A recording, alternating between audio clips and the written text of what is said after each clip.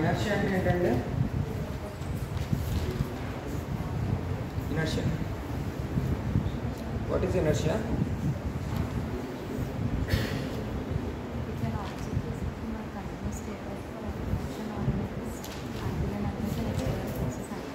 Newton's first law. Yes. Object continues to be in a state of rest or uniform motion unless and until it is acted upon by any external force.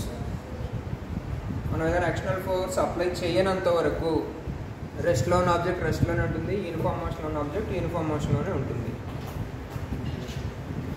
అయితే what is the measure of inertia? Inertia ఎక్కువ ఉంది ఒక ఆబ్జెక్ట్కి, ఒక ఆబ్జెక్ట్కి inertia తక్కువ ఉంది అనేది ఎట్లా చెప్తారండి?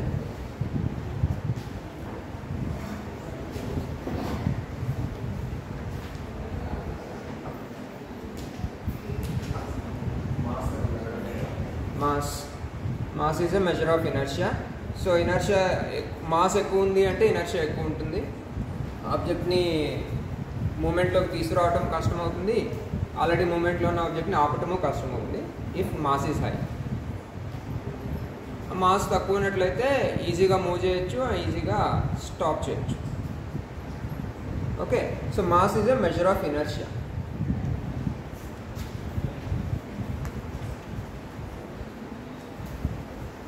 సో ఇది లీనియర్ మోషన్, ఆబ్జెక్ట్ని లీనియర్ మోషన్లోకి తీసుకురావడానికి లేదు లీనియర్ మోషన్ ఉన్న ఆబ్జెక్ట్ని స్టాప్ చేయడానికి ఎంత ఫోర్స్ రిక్వైర్ అవుతుంది అని చెప్పేది ఇనర్షియా మెజర్డ్ బై మాస్.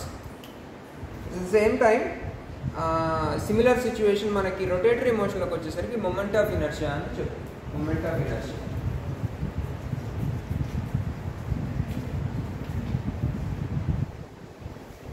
ఇదేం చెప్తుందండి? సిమిలర్ లైన్స్ అనమాట, రొటేటరీ మోషన్కి అప్లై చేస్తాం. So it talks about how easy an object can be brought into rotatory motion. ఆబ్జెక్ట్ని రొటేటరీ మోషన్లో తీసుకురావడానికి మనం ఎంత ఫోర్స్ అప్లై చేయాలి, ఎంత టార్క్ అప్లై చేయాలి? రొటేటరీ మోషన్లోకి వచ్చేసరికి force is replace by torque.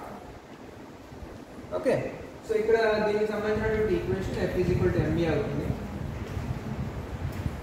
ఒక ఆబ్జెక్ట్లో ఎంత ఫాస్ట్గా మనం యాక్సిలరేషన్ ప్రొడ్యూస్ చేయగలము అనేది it is decided by mass. Similar equation for rotatory motion is tau is equal to I omega, I alpha. So tau అనేది యాంగులర్ ఫోర్స్, టార్క్ అంటాము. I అనేది moment of inertia which is equivalent to mass in linear motion. Linear మోషన్లో mass ఎట్లా పనిచేస్తుందో ఇక్కడ rotatory మోషన్లోకి వచ్చేసరికి moment of inertia ఎట్లా పనిచేస్తుంది. ఆల్ఫా అనేది angular acceleration. Okay, so I అనేది ఇక్కడ mr². మనం ఏదైనా ఆబ్జెక్ట్ తీసుకుంటే depending on it's shape and size ఈ నెంబర్ మారిపోతూ ఉంటుంది. సపోజ్ ఏదైనా రెక్టాంగులర్ ఆబ్జెక్ట్ తీసుకున్నట్లయితే ఇవి అన్నీ మీరు ఆల్రెడీ క్యాలిక్యులేట్ చేసి ఉంటారు. Please mr²/12 moment of inertia. So moment of inertia ఎక్కువ తక్కువ అంటే ఎట్లా కంటే డిసైడ్ చేయాలి అంటే ఒక ఆబ్జెక్ట్ని మనం రొటేటరీ మోషన్లోకి తీసుకురావడానికి ఎక్కువ ఫోర్స్ అప్లై చేయాలా, ఎక్కువ టార్క్ అప్లై చేయాలా, ఎక్కువ ఎనర్జీ స్పెండ్ చేయాలి, ఏ సిచ్యువేషన్లో అవుతుంది? సపోజ్ ఒక ప్లేట్ పేపర్ లాంటిది ఏదో తీసుకున్నాను, సో నేను దీన్ని రొటేటరీ మోషన్లోకి తీసుకురావాలి. ఓకే, సో ఇప్పుడు దీన్ని రొటేటరీ మోషన్కి తీసుకురావాలంటే ఏ డైరెక్షన్లో నాకు ఈజీగా ఉంటుంది? Suppose if my axis of suspension is this, ఇలా ఉంది, వర్టికల్ యాక్సిస్లో ఉంది. ఇప్పుడు దీన్ని రొటేటరీ మోషన్లో తీసుకురావాలి. ఇలాగా మూవ్ చేయడం నాకు ఈజీ అవుతుంది, right? To bring this object into rotatory motion like this easier. అదే ఇలా సస్పెండ్ చేశాను perpendicular to the major plane. ఇప్పుడు దీన్ని రొటేటరీ మోషన్లో తీసుకురావాలంటే I require a little larger force, larger torque అవసరం. సో ఇలా ఉన్నదాన్ని పుష్ చేయడం easy compare to a plate. Suppose ఒక ప్లేట్ ఇలా ఇసిరేసారు, ఓకేనా? దాన్ని ఆపటం నార్మల్ కండిషన్లో కష్టమవుతుంది. అదే మీరు ఆ ప్లేట్ని ఇట్లా విసిరారు, అంటే ఇట్లా కాకుండా ఆ ప్లేన్కి ఆన్ ప్లేన్ వచ్చేదాన్ని ఆపటం కష్టమవుతుంది. వెరాజ్ ఇట్లా వస్తుంది, ఆ ప్లేట్ ఇట్లా తిరుగుతుంది, ఏమవుతుందండి, it is easier to stop it, right. So అంటే ఏంటి, in addition to mass of the object, area of the object also matters. మన ప్లేన్ ఆఫ్ రొటేషన్లో అంటే సపోజ్ దీన్ని ఈ రెక్టాంగులర్ ఆబ్జెక్ట్ని నేను ఇట్లాగా సస్పెండ్ చేశాను,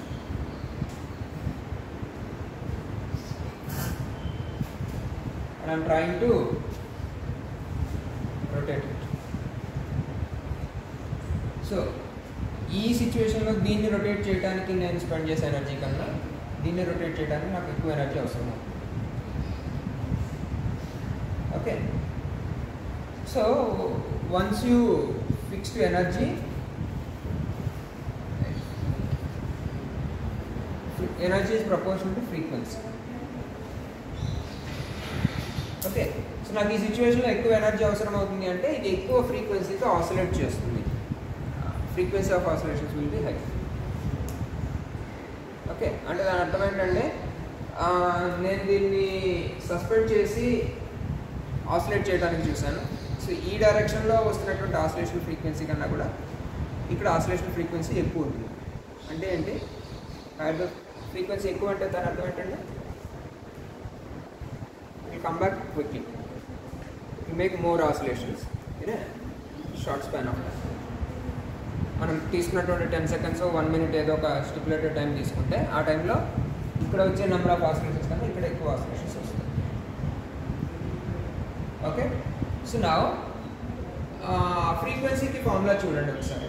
what is the formula for frequency? ఈ బైఫ్లవర్ పెండ్యులమ్ ఎక్స్పెరిమెంట్లో ఏంటంటే by name there are 2 fibers suspended instead of a single fiber. The entire setup is suspended with 2 fibers. So 2 fibers తీసుకొని అంటే సెంటర్ నుంచి సర్టన్ డిస్టెన్స్లో left right 2 fibers తీసుకొని దీన్ని suspend చేస్తారు.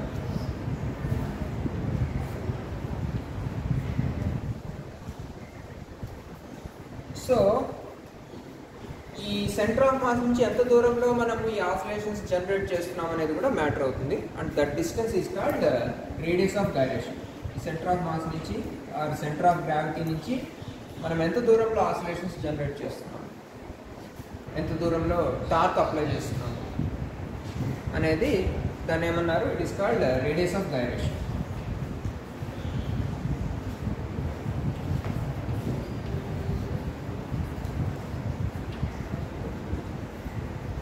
ఆ రొటేటరీ మోషన్లో తీసుకురావడానికి మనం ఎంత డిస్టెన్స్లో టార్క్ని అప్లై చేస్తున్నాం అనేది కే అంటున్నారు ఇక్కడ. ఓకే, సో దీన్ని కూడా మనం కన్సిడర్ చేసుకోవాలి. And our aim is to find out the frequency of oscillations.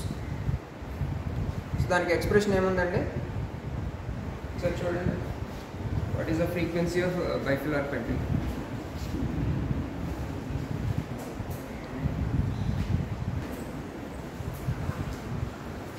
So here L is this distance,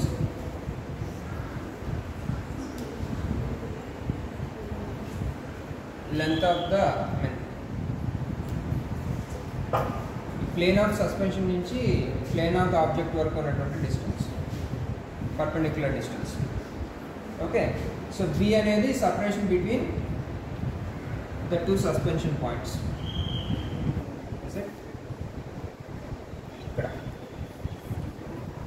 K అంటే ఏంటంటే radius of gyration.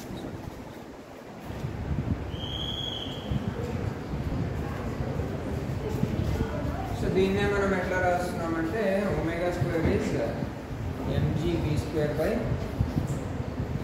4mk²L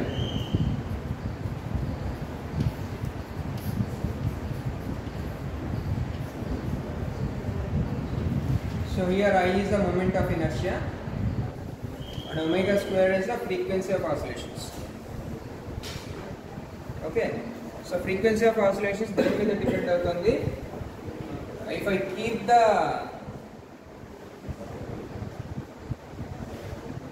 separation between the 2 points of suspension fixed, d value నేను fix గా పెట్టుకుంటాను, g value constant for this location, and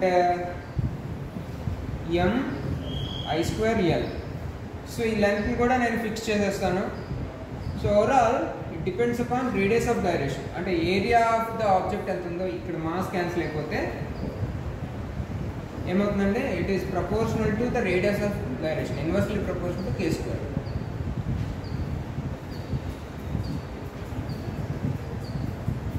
right. So ఆ k square value ఎక్కువ ఉంటే ఈ frequency తక్కువ ఉంటుంది, k స్క్వేర్ తక్కువ ఉంటే ఫ్రీక్వెన్సీ ఎక్కువ ఉంటుంది. సో నేనేం చేస్తాను, I want to vary that. Otherwise ఈ moment of inertia of the ఆబ్జెక్ట్ని నేను వేరీ చేస్తాను. అదర్వైజ్ డిఫరెంట్ షేప్స్ ఉన్నటువంటి ఆబ్జెక్ట్కి same moment of inertia. So మనం ఎక్స్టర్నల్ కండిషన్ ఏదో ఒకటి ఫిక్స్డ్గా పెట్టుకోవాలి.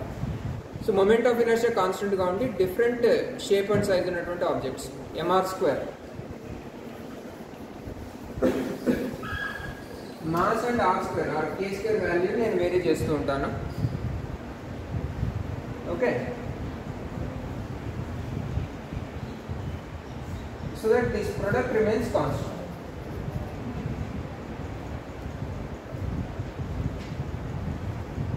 So moment of inertia same ఉన్నటువంటి డిఫరెంట్ ఆబ్జెక్ట్స్ తీసుకొని వాటి ఆసిలేషన్ ఫ్రీక్వెన్సీస్ ఎట్లా ఉన్నాయనేది నేను చూడాలి.